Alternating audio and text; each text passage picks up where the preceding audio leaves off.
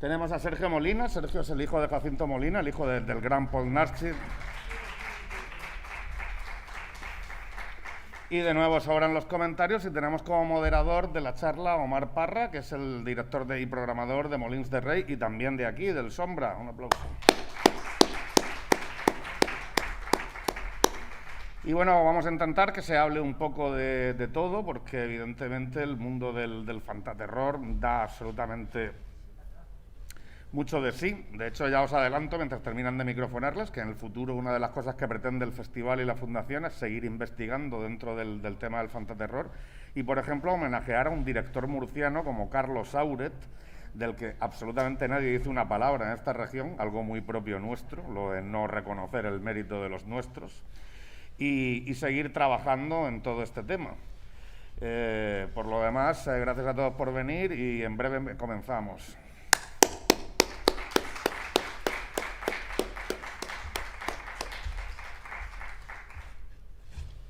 Pues gracias por venir y vamos a empezar un poco introduciendo lo que es el fantaterror. El fantaterror es todo que engloba el fantástico y el terror en España. Y sí que es verdad que vamos a centrarnos en las décadas donde más influencia tuvo, que son los 60, los 70, pero realmente nos podemos remontar casi a principios del siglo con Segundo Chomón, que ya hacía cine fantástico y terror. Era nuestro gran precursor aquí en España, pero no fue hasta los 60, 70 que empezaron a salir los grandes nombres del cine. Hemos hablado, aquí tenemos a Sergio, su padre fue uno de los precursores también aquí. Tenemos a Jesús Franco, que tuvimos una exposición hace un mes aquí también en el festival, o el padre de, bueno, unos maestros aquí también, Chicho, o podemos poner nombres, Armando Osorio, también tenemos, Diego, a ver, ayúdame un poquito aquí, ¿qué nombres más podemos tener en los años 60? Bueno, yo creo que es una etapa para mí, ya que mencionas los años 60, fundamental, ¿no? Entonces, lo que es el cine fantástico en nuestro país, yo creo que es una etapa espléndida, es una etapa donde surge todo, donde hay una explosión casi de colores cinematográficamente hablando. Desde Jesús Franco, como bien lo citabas, yo creo que ese marco inaugural de los 60, con una película como es Ritos en la Noche, o posteriormente como es Mis Muerte en el año 65, la figura, tenemos a Alejandro, ¿no? el hijo de Chicho, que justo en ese momento, en ese mediado de la década de los 60, arranca una serie que marca el devenir del cine fantástico en nuestro país y marca un punto de inflexión en la televisión en España. Y llegamos a finales de los 60, donde de alguna forma la marca del Hombre Lobo da ese inicio de salida para lo que luego se denomina el fantaterror. Yo creo que es una década explosiva, ¿no? Yo creo que la gente que lo pudo vivir, ya que en mi caso, y supongo que el caso nuestro, pues todavía estábamos ahí en pleno proceso o proyecto, para mí que fue algo maravilloso y mágico. Es cierto que probablemente si estuvieran en vida tanto Jacinto como Chicho nos explicarían que tuvo que ser complicado. Jesús también nos los podría explicar muy bien, Jesús Franco, sin ninguna duda, por todo lo que conllevaba esa España de los años 60 con una censura muy férrea hacia el cine. Quizá Chicho, esto a lo mejor luego Alejandro nos lo puede explicar más detalladamente, lo tuvo un poco más fácil, entre comillas, para la televisión. Yo creo que es una cosa interesante que a lo mejor tú sí que nos puedes exponer, pero lo que es el cine sí que estaba claro que era muy complicado, ¿no? Para toda esa nueva generación de realizadores que se iniciaban en los 60 y que, como bien dices, explotan en los 70, ¿no? Yo creo que la explosión de los años 70 es fundamental para entender lo que es el cine en nuestro país, ¿no? Películas como La Residencia, que aunque está más ubicada a finales en el año 69, si no recuerdo mal, luego llegaría Quien puede matar a un niño en el año 76, las películas tanto protagonizadas como dirigidas por Paul, desde Inquisición, El espanto surge de la tumba, o sea, un montón de películas que luego, si queremos, tranquilamente hablamos de ella con Sergio. Y de directores hemos citado, pues Armando Osorio, Klimovsky, Carlos Sauret. Yo creo que hay una larga tirada, ¿no?, de realizadores dentro del género que continuaría en los años 80, pues mira, con un realizador como el que tenemos aquí también, como es Sebastián Darbó, y posteriormente llegaríamos a esa nueva generación, y donde estaría pues Alex de la Iglesia, Jaume, Paco, Amenábar, etcétera. Pero yo creo que donde se forma todo es en esa década de los 60, sin ninguna duda, y el devenir y la gran explosión que es en los 70. Como bien has dicho, Diego, nosotros no estábamos allí, por desgracia, pero sí que tenemos aquí otros ejemplos que nacieron con ello, o sea, os criasteis desde bien pequeñitos con ello. ¿Cómo fue un poco crecer, Sergio? ¿Cómo fue un poco crecer allí en este ambiente? Crecer con el hombre lobo. Bueno, en primer lugar, dar las gracias al festival, a Javier, por invitarnos y por plantear una mesa sobre el fantaterror, el cine fantástico español, que está muy bien el poder trasladar a las nuevas generaciones todo este cine, ¿no? Y la labor que hacen Diego, el Festival de Sitges y los festivales en general de género, que están pues un poco trasladando todo lo que se hizo en esos años, ¿no? Crecer con mi padre fue una cosa, pues vista hoy en día para mí surrealista, en ese momento pues muy normal. Yo tenía un padre que se dedicaba a hacer cine, a hacer películas, a escribir guiones, a dirigir, a interpretar, a hacer de hombre lobo, de vampiro, de jorobado, de todo cosas muy, muy divertidas y bueno, pues para mí fue una cosa muy normal. Yo recuerdo cuando programó su padre en Mis terrores favoritos, La noche de Walpurgis, que fue una película que se puso en el año 82 más o menos, que yo al día siguiente, cuando llegué al colegio, pues todo el mundo me decía que, joder, que cómo podía dormir con el hombre lobo en casa. Y claro, yo decía, pues yo duermo muy bien, estoy estupendamente. Entonces, bueno, yo la verdad es que es un gusto el estar aquí porque, bueno, Alejandro ya nos conocemos desde hace un tiempo y yo conocí a su padre también y entre mi padre y el suyo pues siempre tuvieron mucha relación y la verdad es que es como círculos que se van cerrando, ¿no? Lo que decía antes de mis terrores favoritos y sí me gustaría, antes de ya seguir, es que para mí hay tres nombres dentro del fantástico que siempre han sido fieles desde la década de los 60 al cine de terror, al cine fantástico. En este caso son los tres que habéis dicho, que son Chicho, mi padre, Paul Naschy y Jesús Franco, que son los tres que desde la década de los 60 hasta el final de su carrera siempre tuvieron el fantástico muy, muy arraigado, ya sea Chicho con Historias para no dormir, bueno, y la tradición con su abuelo también, es que a ti te viene de largo, con Narciso Ibáñez Menta, y a quienes mi padre tenía mucha admiración y de hecho consiguió trabajar con él en El retorno del hombre lobo. Y la verdad es que es un poco círculos que se van cerrando, ¿no? Y estos tres nombres para mí son los que han sido siempre fieles al género, porque hay una anécdota, y ya termino, no me quiero poner pesado, hay una anécdota de mi padre cuando escribe el guión de La marca del hombre lobo en el año 67, que lo intenta colocar, y en España le decían que estaba como una cabra y que no iba a poder levantar, había un forzudo por ahí raro que estaba intentando levantar una película de hombres lobo y vampiros y demás. Y al final, de hecho, fue a ver a Amando de Osorio, que esta es una anécdota, fue a ver a Amando de Osorio, que luego se hizo famoso con los templarios, y cuando le enseñó el guión dijo, eso no lo puedes hacer aquí, eso es imposible, o sea, estas cosas es absolutamente imposible. Mira, tienes que hacer una película de la policía montada del Canadá, que es la que estoy haciendo yo ahora mismo. Y mi padre, pues que a mí eso no me gusta, yo lo que quiero hacer es cine de terror y tal, pues eso aquí no funciona. Y luego, sin embargo, cuando ya explotó el cine de terror en España, pues fue él que creó la famosa saga de los Templarios, ¿no? Entonces, yo creo que esos tres nombres son un poco los que llevan el fantástico desde el principio hasta el final, y luego hay otros nombres, otros muchos nombres, Sebastián Barbó, por ejemplo, que está aquí, que también hizo fantástico, y otros como Jordi Grau o otros muchos directores muy, muy interesantes. Vaya chapa que te he pegado. O sea, me has preguntado por si estaba yo de pequeño y fíjate, ya os dejo. Bueno, y aquí tenemos a Alejandro, que como bien ha dicho Sergio, es que no solo tu padre, sino tu abuelo ya estaba metido de lleno en todo esto.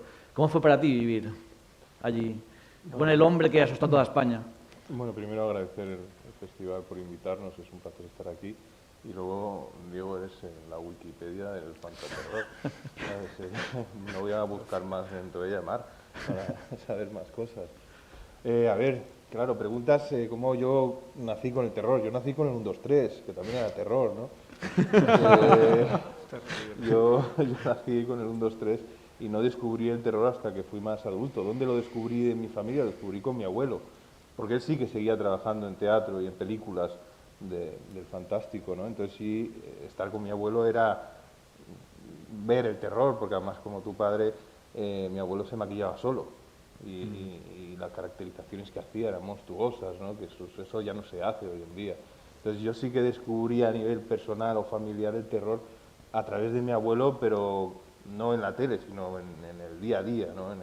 Qué es lo que hacía o qué es lo que nos contaba. Y luego ya más adelante, lógicamente, ya me sentaba cuando ya podía aguantar más de 5 minutos viendo una película con mi padre, pues ya sí empecé a ver historias para no dormir, ¿no? Y ahí es donde, claro, ahí es donde ya me empezó a gustar el placer de sentir miedo, ¿no? Y sobre todo que veías a mi abuelo hundiéndose en asfalto o transformado, entonces era, claro, era un terror diferente, ¿no? Era un terror que, joder, que lo llevabas dentro de casa. Y con mi padre, lógicamente, era el 1, 2, 3, 1, 2, 3, 1, 2, 3, 24 horas, 7 días a la semana, pero el cine fantástico mi padre lo llevaba en la sangre, ¿no? El 1, 2, 3 de alguna manera lo secuestró y lo sacó de ese mundo del fantástico, pero él era un creador, un contador de historias y, como él decía, era un entretenedor. Al final lo que él quería decir era entretener, ¿no?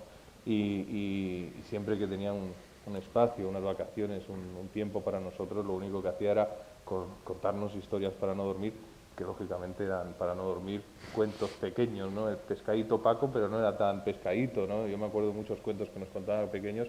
Entonces sí, me he criado con el terror desde pequeño. Y luego con lo que tú decías, ¿qué es lo que hizo mi padre en televisión? Pues claro, antes el fantástico era solo en el cine y en teatro, ¿no? Pero realmente era solo en el cine. Mi padre lo trajo a Televisión Española. Él trajo lo que se hacía en Latinoamérica, en Argentina, y trajo su bobina con una película que era de la serie del Mañana no puede ser verdad, ¿no? El hombre que vendió su risa, con mi abuelo, y les gustó porque era algo totalmente diferente, ¿no? Y ahí es donde empezó Historias para no dormir. A las 2 semanas de traer esa bobina fue contratado por Televisión Española y todo el trabajo y toda la experiencia que trajo de Buenos Aires lo hizo en España. Que mucha gente decía que estaba loco, ¿no? Cuando empezó a hacer luego exteriores, ¿no? Dice, ¿cómo haces exteriores en televisión? Digo, eso no se hace, eso no se puede hacer. Y él lo trajo, movimientos de cámara debajo de un tablón, ¿no? En El último reloj, que grababa debajo de un tablón de madera grabando a los actores, ¿no? Decían que estaba loco, pero al final era la novedad, que para él no era novedad, pero para España justo dio en el momento que nadie conocíamos todo eso. Lo que hablabas ahora mismo de las novedades, o sea, ese momento de España fue algo increíble. O sea, tenemos un aluvión de directores y de actores y de terror que es que en ningún otro momento, ninguna otra fecha se ha dado algo así. Es algo increíble.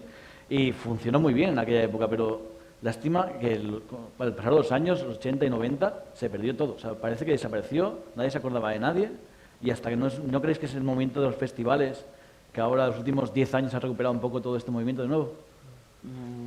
Bueno, sí, hay ese espacio perdido, pero es el espacio que ha dejado crecer a Alex de la Iglesia, a J. Bayona, a Jaume Balagueró, a Colette Serra, a Paco Cabezas. Es de repente cuando ellos han crecido con todo eso de los 80, ¿no? Mis terrores favoritos, y con toda la gente que más acabamos de hablar. Entonces hay un momento que sí que ha habido un vacío, que de repente ha surgido que somos yo creo que somos una referencia del cine de género en el mundo, ¿no? Somos el Spanish Horror y somos una referencia en el mundo del terror. Y hay muchas películas que vemos americanas que no sabemos que están dirigidas por españoles. Y esos españoles han mamado de lo que estamos hablando ahora. Yo no sé si me gustó el micro, había una anécdota que me ha llevado ahora a la cabeza cuando estaba explicando lo de mis terrores favoritos, que me explicaba Jordi Grau hace muchos años, que él también fue con No profana el sueño de los muertos al programa, y la presentación con tu padre fue llenar un barreño de sangre y los dos llenarse las manos de sangre, sacarlas hacia afuera sangrando y presentar la película. Entonces Jordi Grau explicaba que al día siguiente fue con Gemma, con su mujer, a comprar al mercado, y las únicas conversaciones que oían a su alrededor era: ¿visteis la película de La noche de los muertos vivientes? Y esos dos llenos de sangre en sus manos hablando de la película. Y dice Jordi y Gemma que se partían de risa, y lo escandalizado sobre todo que estaba la sociedad por haber visto esa película y esa presentación.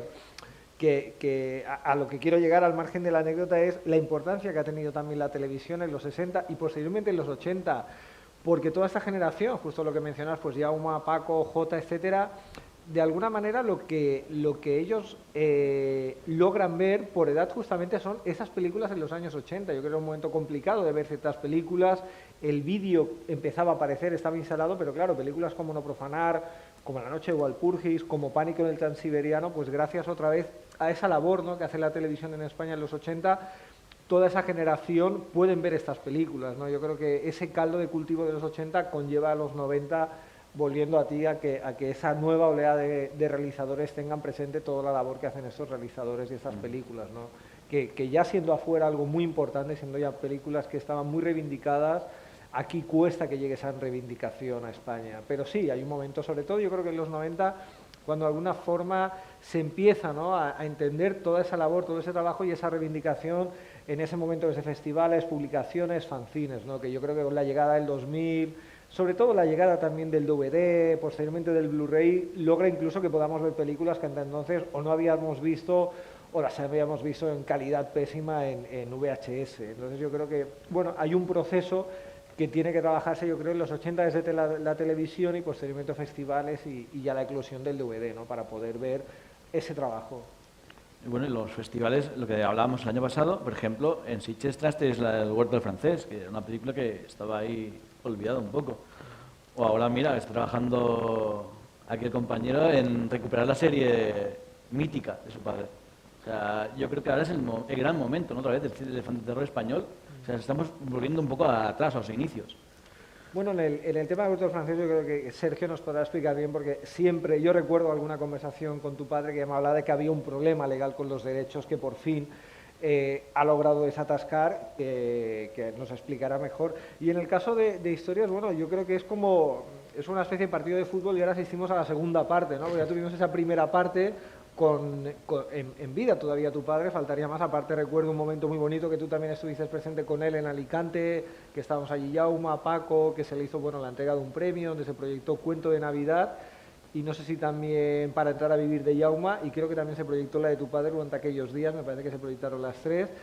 Y yo creo que es la segunda parte, ¿no? Tuvimos aquella primera parte con esas TV Movies, ahora vuelve donde repite por ahora Paco, es el único de toda aquella primera parte, porque también estaba Urbizu, si no recuerdo mal, no estaba Pablo Artiz, lógicamente no estaba Rodrigo, y tampoco estaba Sorogoyen, que ahora sí que están en este nuevo segundo asalto, que nos explicará mucho mejor también Alejandro cómo está yendo. Pero bueno, sí, yo creo que ha sido una reformulación, tanto el hecho de poder volver a ver El Huerto del Francés o el hecho de ver próximamente la serie. Pero bueno, yo creo que ellos dos nos podrán contar un poco mejor. Bueno, el mundo del cine muchas veces es bastante cruel. Y en el caso del Huerto del Francés, que es una de las mejores películas de mi padre, llevaba 43 años muerta en la Filmoteca. Y la verdad es que era por un tema de derechos, porque al final, pues bueno, los derechos son de alguien y entonces pues decide que esa película pues que no tiene ningún interés en moverla o sí, y gracias a Enrique Pérez, una persona de cine, un tipo que ha tenido cines y demás, quiso recuperar la película, se puso en contacto conmigo y pudimos conseguir remasterizar la copia y demás. Y la verdad es que está funcionando de maravilla, parece una especie de reestreno después de 43 años, una película que la ves ahora mismo en pantalla grande y parece que la acaban de hacer, porque además es de época, entonces pues no... Pero de estas hay muchas, o sea, esta situación de películas que a lo mejor pues duermen el sueño de los justos, ¿no? Después de 20, 30 años que las películas no se ven, pues el poder conseguirlas, recuperarlas, yo creo que es un trabajo que tiene mucho que ver los festivales y que en eso ayudan mucho, porque al final interesa que el festival la pueda promocionar para que luego se pueda vender, para que tenga... y tienen una segunda vida. A mí me llama poderosamente la atención que todas estas películas, quizá no tanto el caso de Chicho, porque fue en el caso del fantaterror para esos años era un poco más el mainstream en España, lo que hacía Chicho. O sea, tanto La Residencia como Quién puede matar a un niño era un poco... Sin embargo, por ejemplo, mi padre trabajó mucho para el extranjero en películas que incluso hacía esta doble versión. Creo que no fue el caso de las películas de Chicho, que no había... de hecho, La Residencia, que es una obra maestra, es una película donde todo no es explícito, pero implícitamente terrible. O sea, desde el punto de vista, vamos, yo creo que esa película hoy en día, vamos, tendría más de algún problema si existiera. Existe una censura que no es la oficial, pero ahí tendría problemas, porque la película es tela. Pero lo hizo de una manera muy hábil para que se pudiera hacer. En el caso de mi padre, pues hacía mucho cine para el extranjero. O sea, era una persona que le encantaba el cine, había bebido el cine de la Universal, de los monstruos clásicos de la Universal, gracias a Frankenstein y el Hombre Lobo, que la vio con 9 años. Y bueno, pues al final lo que él hacía era pues traer un poco todo ese universo a la España de los años, de finales de los 60 y principios de los 70, ¿no? Entonces, creo que son cosas distintas. Yo creo que estos tres nombres que yo he planteado tienen su propio universo diferente, que eso es lo que les hace únicos. Son autores, en el fondo. Mi padre una parte más clásica. Chicho, estoy totalmente de acuerdo contigo que el 1, 2, 3 nos privó posiblemente de un genio del director. Me hubiera encantado ver más películas de él, de género, porque sé que las hubiera seguido haciendo si no hubiera tenido el programa, pero bueno, fue un gran éxito. O sea, el 1, 2, 3 es increíble. Pero sí es verdad que, bueno, estos tres nombres, cada uno tiene su propia idiosincrasia, ¿no? El propio Jesús Franco, que es la libertad personificada, hacía lo que le daba la gana siempre, y en eso, pues bueno, cada uno pues ha tenido su momento, ¿no? Aproximadamente. ¿Y cómo surge un poco la idea de volver a recuperar la serie? Pues no sé si hace 5 o 6 o 7 años, ya es que el tiempo pasa volando, con mi padre empecé a escribir y a cenar, ¿no? Y nos contábamos historias nuevas y poníamos sobre la mesa nuevas historias de terror, ¿no? Era una manera también yo de aprender un poco de lo que él tenía en su mente. Y siempre hablábamos, deberíamos de volver con historias para no dormir, pero no volver con nuevas, sí con nuevas, pero vamos a volver con las de hace 50 años, porque era otro tipo de cine, era otro tipo de terror. Y eso lo fui trabajando, hablé con J. Bayona, no sé si hace 3 años de esto, y le dije, oye, quiero volver con historias y me gustaría que estuvieses en el tren. Y él dijo que sí, digo, puedo usar tu nombre para empezar a moverlo. Y claro, esto se fue dilatando, J se fue a gastar de 450 millones con El Señor de los Anillos, y no pude contar con él en esta primera temporada, pero la idea era estar con él. Y luego, pues claro, después de los años, pues mi padre se fue, J no estaba, y digo, bueno, pero había que seguir con ello, y a través de Amazon y Televisión Española, pues las hemos sacado a la luz.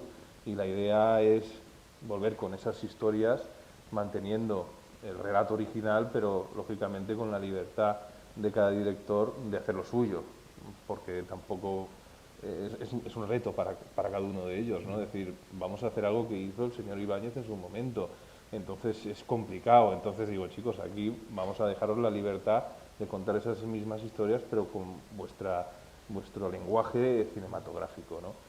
Y además a mí es un cine que particularmente se ha perdido en el fantaterror, porque ahora con todas las nuevas tecnologías podemos contar lo que nos dé la gana.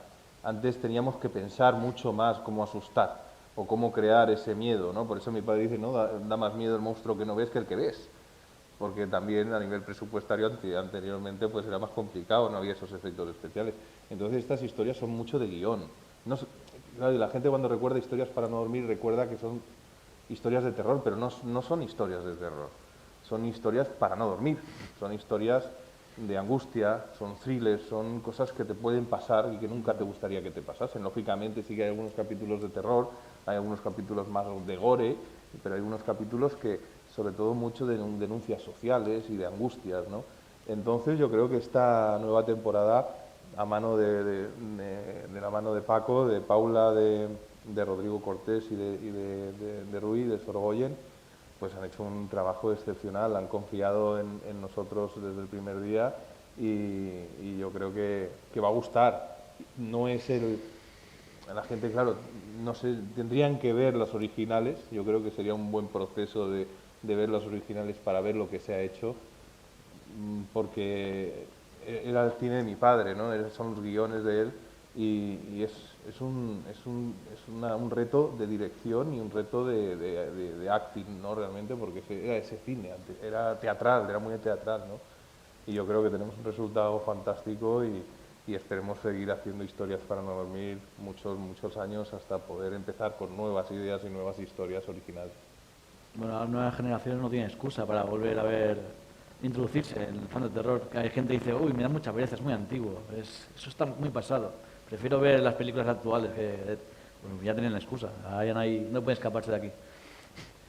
Te quería preguntar en relación a tu padre, cuando se recupera primeramente películas para no dormir, hacia el inicio, o mediados del 2000 más bien, con lo que hablábamos con Urbizu, propiamente también tu padre, etcétera, ¿no? Paco Lloma, ¿cómo vive ese momento? ¿Cómo surge esa idea de recuperar ese movimiento televisivo con toda esa nueva generación? Bueno, yo creo que todo eso vino de Filmas, porque mi padre lo único que puso fue el nombre, ¿no? Y no vendió la marca. Se llamaba Historias para no dormir y esto se llamó Películas para no dormir, ¿no? Entonces eso vino por Filmas. Yo creo que Carlos, se llama Carlos, ¿no? Sí, puede ser Carlos Ojano o Carlos sí, Fernández. Sí. Y hablaron con mi padre, supongo, pues para crear estas Películas para no dormir, que aquí fueron un desastre en España, porque Mediaset no la supo poner en el día, ni la hora, ni le dio la publicidad. Solo creo que emitieron 2. Recuerdo Para entrar a vivir de Yauma y ninguna otra, pero puede ser que una Yo segunda. creo que la de Alex y de Jaume. ¿La de Alex también? 2 viernes fueron y nunca no emitieron nada más, las pusieron en alquiler, pero sí que luego Carlos, después de muchos años de firma, me dijo que hicieron una buena caja a nivel internacional en las ventas, o sea, que les funcionó fuera de España. O sea, que si hubiesen hecho bien las cosas en España, que normalmente no lo sabemos hacer, pues hubiese funcionado. Pero yo creo que eso no era Historias para no dormir, era un proyecto, un proyecto cerrado, Películas para no dormir, de 6 películas, y ya está. Nosotros ahora con esto queremos que tenga un largo recorrido, ¿no? Que funcione y que tenga un largo recorrido, y ahora sí que estamos sumando directores de gran nivel, pero también esto a mí me gustaría que fuese también un poco un puente para nuevos directores y dar esa oportunidad, porque tenemos grandes directores y que sea un sitio para, oye, tenemos estos 3 nombres grandes, pero vamos a ponerte a ti porque estás haciendo las cosas bien. A mí me gustaría que sea un camino largo para dar oportunidades y seguir contando historias. Bueno, es bonito el poder dar también esa oportunidad a jóvenes realizadores, está muy bien pensado.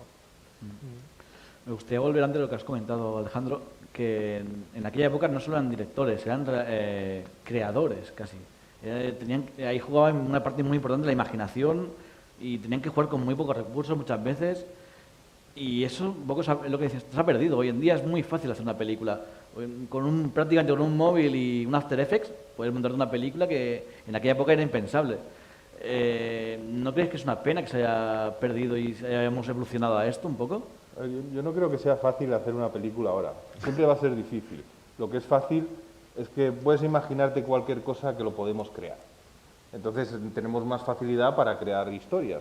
Lo que antes era, hostia, tengo esta historia, ¿cómo lo hago como director? ¿Qué recursos tengo? ¿Cómo puedo hacer que...? Es lo que decías de la residencia. En la residencia hay un momento de una violación, o bueno, un sexo, que se cuenta a través de un hilo rojo, de las miradas. No se ve nada de sexo, pero estás contando una secuencia brutal, sin necesidad de verlo. Y eso es lo que pasaba antes, ¿no? El no poder mostrar antiguamente esas imágenes, pues de, oye, vamos a trabajarlo, quiero contar esto de una manera que me lo dejen emitir.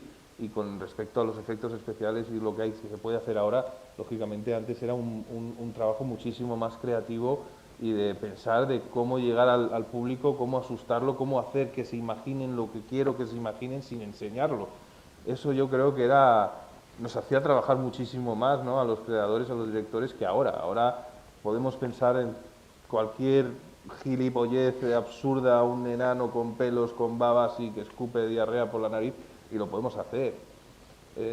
no es fácil hacer cine, pero sí tenemos ahora la libertad de crear cualquier cosa, ¿no? Y yo creo que nos haría falta un poco, vamos a trabajarlo, ¿no? Vamos a intentar no tener esas herramientas y vamos a ser más creativos, ¿no? Nos ponen las cosas muy fáciles, que está bien, pero a lo mejor estaría bien volver un poquito a tener esas barreras para ser aún más creativos. Por eso a lo mejor ahora estamos viviendo con lo de atrás, tanto en el cine como en la televisión. Es como que nos estamos quedando sin ideas, estamos volviendo a la nostalgia, recuperar películas antiguas, concursos antiguos, series antiguas, estamos volviendo otra vez. Es como que tenemos tanta libertad de hacer cosas que ya no sabemos qué hacer. Bueno, sí, justamente la residencia es interesante esos procesos, ¿no? Que yo creo que trabajó muy bien, incluso todo el apartado musical, ¿no? Yo creo que hay un labor ahí de Waldo de los Ríos que te deja entrever mucho con ese score que crea para la película, ¿no? De alguna forma al margen de la inteligencia en el guión y en la forma, ¿no? De que yo creo que tuvo que driblar todo lo que era la censura y más con algunas secuencias que en otro momento podrían haber sido un poco más explícitas, pero bueno, que la supo manejar muy bien, con todas ellas, por ejemplo, en la ducha, ¿no? Que hay un momento ahí como muy sensual. Hay esas labores como el arte, como la música, que yo creo que es algo fundamental para que funcione también la residencia, ¿no? Y todo ese suspense, todo ese hilo de suspense que elabora de una forma magistral, que recupera en una película como Quién puede matar a un niño. Yo creo que ahí vuelve también a jugar, aparte, con ideas muy locas, pero que son muy interesantes y muy importantes, como es La luz del día, ¿no? Cualquier otra película podría haber cogido y dice, bueno, tema de unos críos, enfocamos hacia la noche, trabajamos esa amenaza nocturna y es aquello de girar la pelota y decir, no, vamos a trabajar de día. O sea, yo creo que había, pienso yo, ¿no? Un proceso de estudiar cada momento de cada película, ¿no? Yo creo que eso es algo que quizás sí que se ha perdido, ¿no? El ser un poco, bueno, más artesanos, de alguna manera, ¿no? Dentro de la construcción del cine. De día y en espacios abiertos. Totalmente, porque el terror es sí. de noche y en espacios cerrados. Totalmente. O sea, que jugó en su contra en todo. ¿Sabes? Terror de día y en espacios abiertos, ¿cómo asusto yo? Sí. Y con unos niños que no hay diálogo en esos niños, que solo son miradas, telepatía y arrancar ahí toda esa maldad, ¿no? De alguna manera. Y después otros puntos peliagudos de aquella época era la censura. ¿Cómo se las tenías que ingeniar todo el mundo para evitar la censura? O tu padre muchas veces, que tenía que hacer dos versiones, una para el extranjero, otra para España. Bueno, eso era un tema más comercial que otra cosa, más que por un tema de censura. O sea, evidentemente, aquí no se podía mostrar ciertas partes, entonces pues lo hacían de otra manera y hacían dos versiones y la mandaban al extranjero, ¿no? Que esa sí se vendía. Pero sí es curioso que en el guión, cuando mi padre escribió el guión de La marca del hombre lobo, su hombre lobo era asturiano y se llamaba José Udidobro. Y la censura dijo que no podía haber hombres lobo en España, que en las Españas no podía haber hombres lobo, y lo tuvo que hacer polaco. Lo hizo polaco porque les caían muy bien los polacos, porque habían sufrido mucho y les caían muy bien, y lo hizo polaco. Entonces le llamó Waldemar Daniski. O sea, es por eso. Porque luego dicen, no, es que claro, las películas se hacían son películas que es Navacerrada y sin embargo es como si fueran los Cárpatos y tal. Y dije, joder, si es que le dijeron en la censura que no podía pasar en España, entonces no podía poner Navacerrada. Entonces yo tenía que ir a Valiabasta y a Más Vega y todas estas cosas, porque si no, no lo podía hacer aquí. Entonces luego ya a partir de ahí, pues ya no pudo hacer otra cosa. Hizo 14 películas de Hombre Lobo y todas las películas que hizo pues eran en los Cárpatos, porque ya no tenía sentido traérselos a Madrid. Bueno, se fue a Japón, ahí sí hizo una de Hombres Lobo en Japón. Pero eso era porque los japoneses ponían dinero. Entonces dijo, bueno, pues me voy a Japón. Pues. O sea que, bueno, la verdad es que es cierto, habéis dicho antes una cosa interesante. Yo, sinceramente, pienso que el cine de esa época tiene un gran encanto porque se hacía con imaginación. Antes lo decía el profesor Darbo también, creo que es un cine que tiene magia, desde mi punto de vista.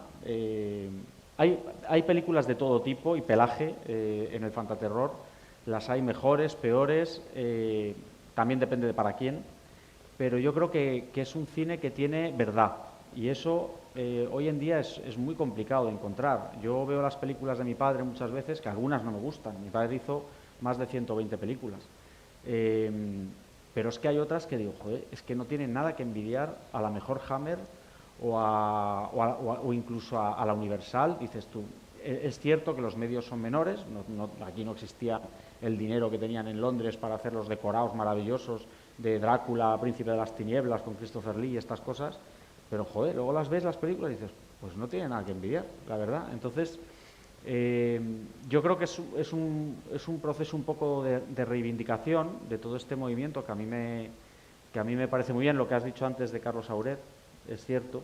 En el documental que ha hecho Diego hay, por lo menos que yo sepa, 2 películas de él, que son El espanto surge de la tumba y La venganza de la momia.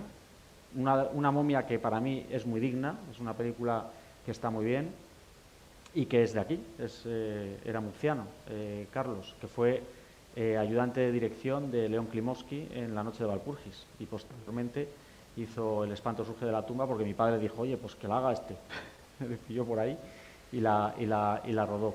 Yo creo que es un cine que merece mucho la pena, que merece la pena que conozcáis los que no hayáis visto películas de fantaterror clásico de los 70 y 60 y 70.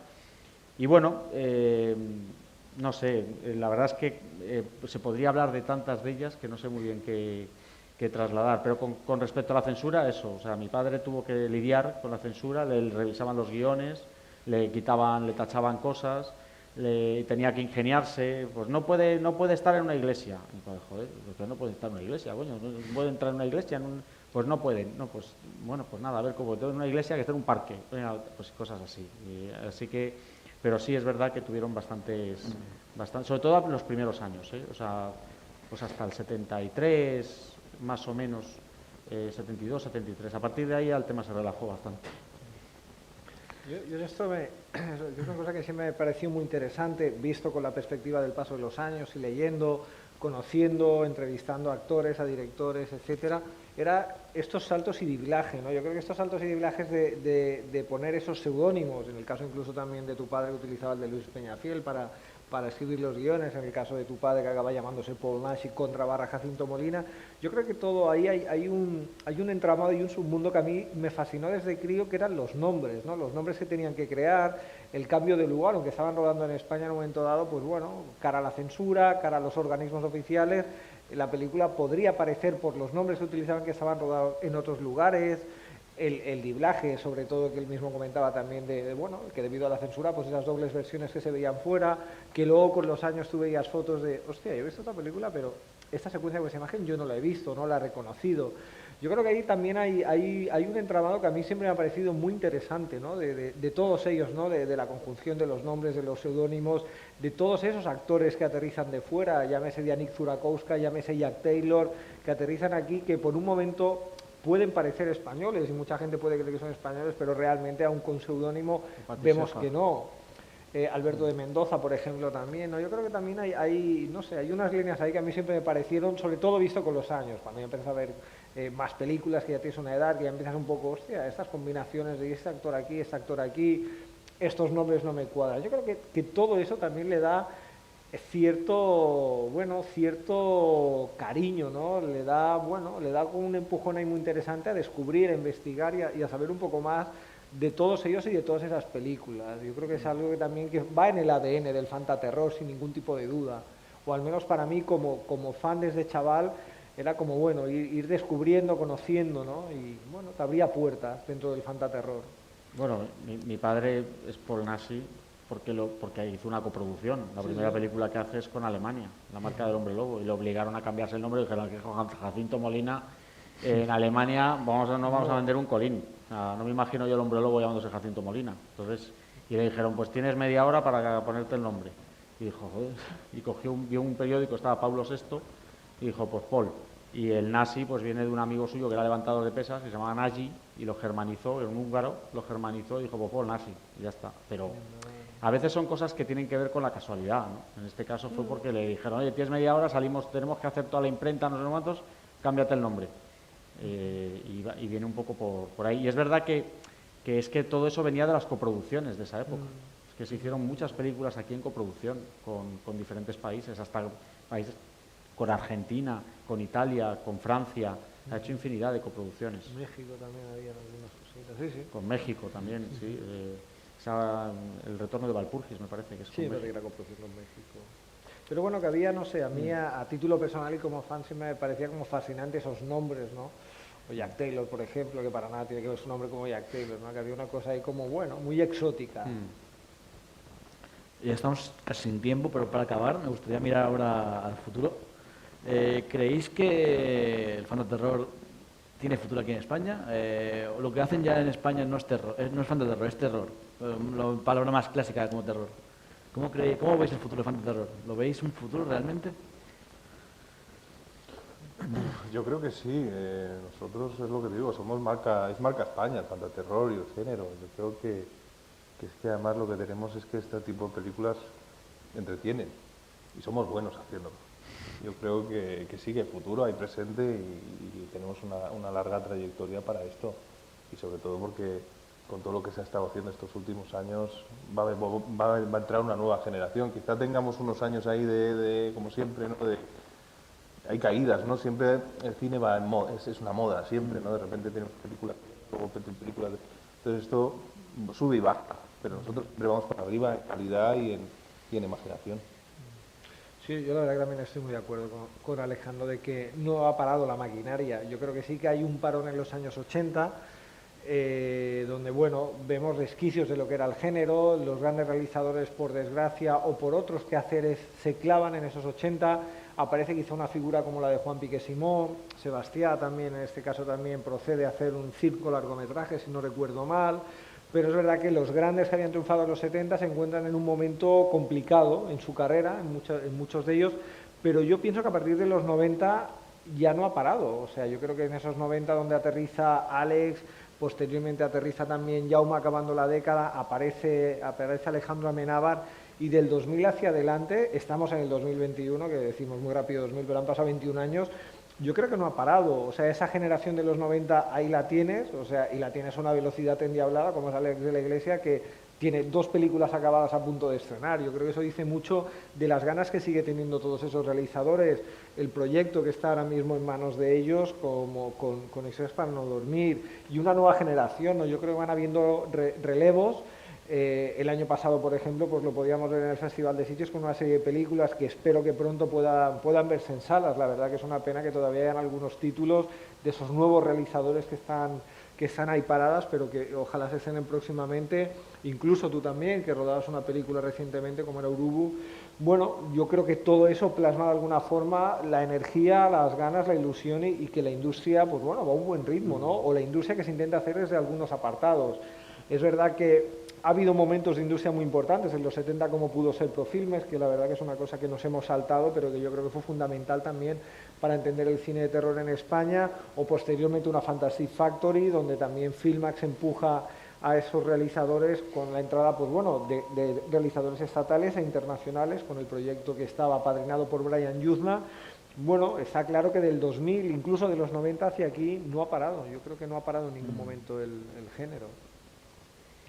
Sí, luego yo creo que también el futuro es bastante prometedor por o sea, por un lado las plataformas pues están haciendo el daño que están haciendo a lo que es la sala cinematográfica como tal, aunque habría que ver hasta qué punto, y por otro lado están internacionalizando de una manera bastante sencilla ciertos realizadores que hoy en día pueden hacer una película y la ven en 60, 70 países en el mismo día. Hay un buen amigo que es director, que ha hecho una película que se llama Voces, que se estrenó en Netflix, y es que la han visto el mismo día, estaba colgada en no sé cuántos países del mundo. Eso, por ejemplo, en la época de mi padre, pues era impensable. ¿Me he quedado sin o no? No. Era absolutamente impensable, ¿no? Porque a mí me contaba el tema de Profilmes, me contaba cómo... Ahora sí, es que estoy ahí, no sé si me estoy moviendo. Josep Antoni Pérez Giner, que era el productor, se cogió una moviola y se llevaba la película para enseñarla a los diferentes distribuidores en los mercados o en Estados Unidos, pero era uno por uno. Es que hoy en día cuelgas la película y la tienen en todo el mundo. Y como aquí se hacen bien las cosas, porque es verdad que hay buenas películas, pues yo creo que el futuro es muy interesante. Pues estamos sin tiempo. Gracias, Sergio, gracias, Diego, gracias, Alejandro, y gracias a todos vosotros por venir aquí, y seguimos con el Sombra. Muchas gracias a todos. Gracias.